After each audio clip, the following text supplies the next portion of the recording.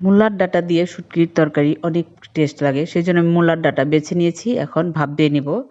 ভাপ দেওয়া হয়ে গেছে, চুলায় কড়াই বসিয়ে দিয়ে দিলাম শুটকি, ফেফি শুটকি নিয়েছি। দিয়ে দিলাম রসুন বাটা, পেঁয়াজ বাটা, দিয়ে দিলাম স্বাদ মতো লবণ, দিয়ে দিলাম মরিচের গুঁড়া, হলুদের গুঁড়া, ধনিয়ার গুঁড়া, জিরার গুঁড়া, দিয়ে দিলাম আলু।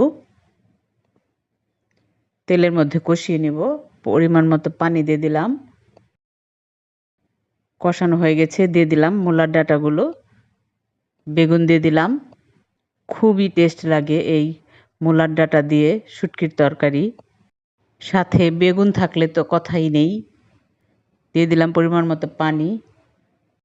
বাঙালি শুটকি পছন্দ করে না, এরকম বাঙালি কমই পাবেন। হয়ে গেছে আমার শুটকির তরকারি।